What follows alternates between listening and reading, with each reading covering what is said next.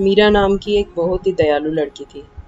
मीरा के जन्म के बाद ही उसकी माँ की मृत्यु हो गई थी और कुछ ही दिनों में उसके पिता की भी मृत्यु हो गई। मीरा अपनी दादी के साथ अपने छोटे से घर में रहती थी। जब भी मीरा किसी को परेशानी में देखती, उसकी मदद करने की कोशिश करती। एक दिन मीरा जंगल की ओर जा रही थी।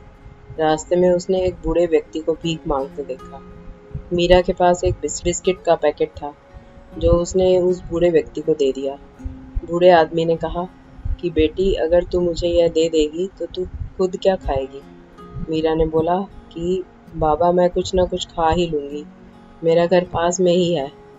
फिर मीरा आगे चली तो उसने देखा कि एक छोटा बच्चा नंगा घूम रहा है। मीरा ने अपनी जैकेट उसे दे दी पहनने के लिए और अपने जूते भी। छोटा लड़का बोला, दीदी, अगर तुम मुझे यह जैकेट और जूते दे दोगी तो तुम्हें ठंड लगेगी।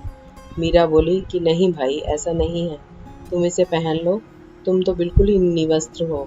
चलते चलते मीरा घने जंगल में पहुंच गई, जहां वह आसमान की ओर देखकर बोलने लगी, हे भगवान, तुमने मेरे जन्म से ही मेरे माँ बाप को क्यों छीन लिया?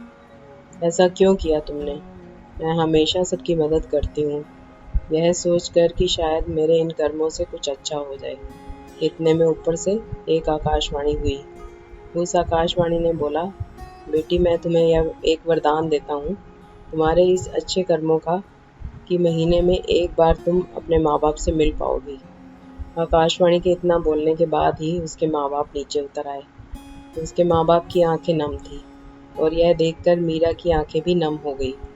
मीरा की माँ ने उस रात अपने हाथों से खाना खिलाया, उसे कहानी सुनाई और वह पूरी रात बात करते रहे।